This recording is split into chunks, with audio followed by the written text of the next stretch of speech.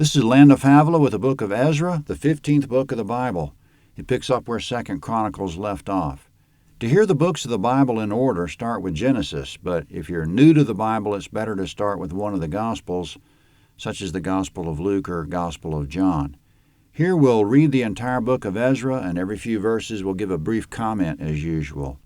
And as usual, we're reading from the World English Bible because it's an accurate translation from the Hebrew and not copyrighted, so we can read the entire text without legal issues.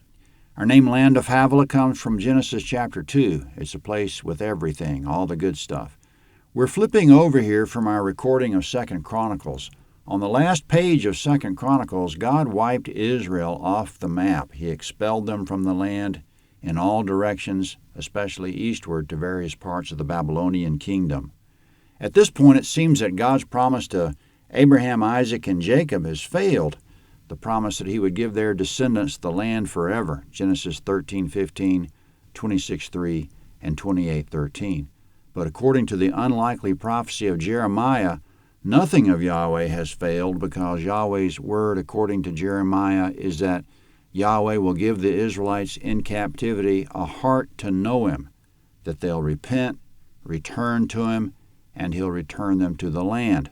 Moreover, Jeremiah predicted the exact duration of the expulsion. He said it would be 70 years, Jeremiah 29:10-14. Sure enough, at the 70-year mark, Cyrus, king of Persia, conquered the Babylonians. So for the Israelites in captivity, there was a complete regime change, which brings us to the first chapter of the book of Ezra, verse 1. Now in the first year of Cyrus, king of Persia, that Yahweh's word by Jeremiah's mouth might be accomplished, Yahweh stirred up the spirit of Cyrus, king of Persia, so that he made a proclamation throughout all his kingdom, and put it also in writing, saying, Thus says Cyrus, king of Persia, Yahweh, the God of heaven, has given me all the kingdoms of the earth, and he has commanded me to build him a house in Jerusalem, which is in Judah.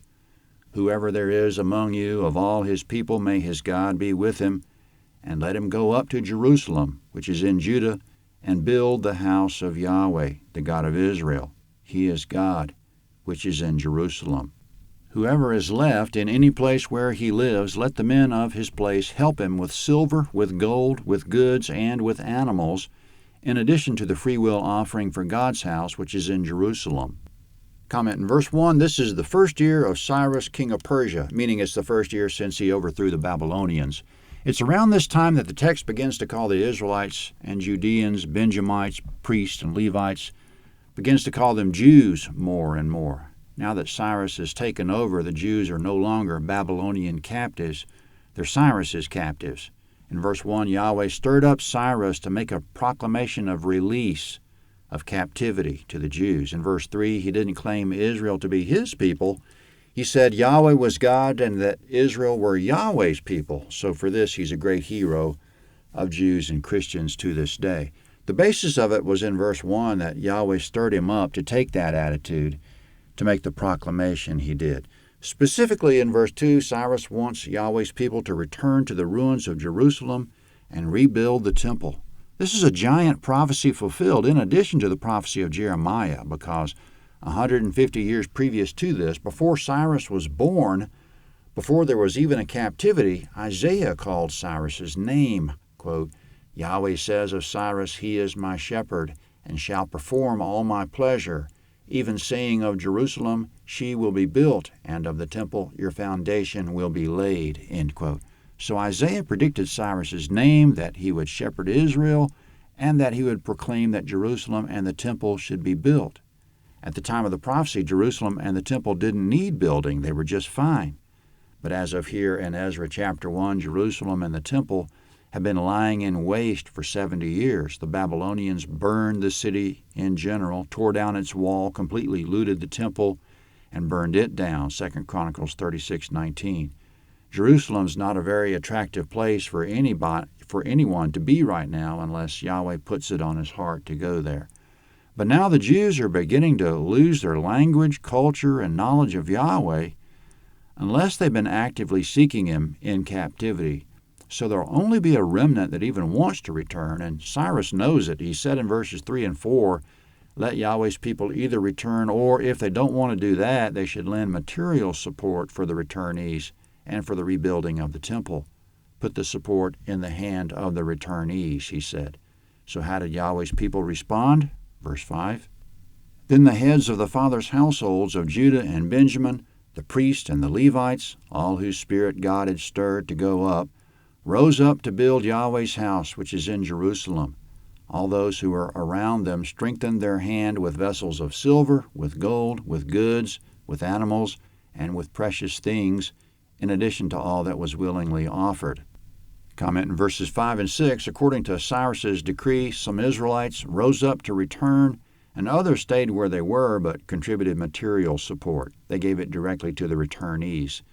We know the original house as Solomon's temple. The new one will be known as the Second Temple. Coming up, some of the items from Yahweh's original house are being kept in pagan temples in Babylonia, in the Old Babylonia, and Cyrus will order them to be handed over to the returnees. Verse 7. Also Cyrus the king brought out the vessels of Yahweh's house, which Nebuchadnezzar had brought out of Jerusalem, and had put in the house of his gods. Even those Cyrus king of Persia brought out by the hand of Mithridath the treasurer, and counted them out to Sheshbazzar, the prince of Judah. Comment, Mithridath is Cyrus's treasurer, and Sheshbazzar is an Israelite.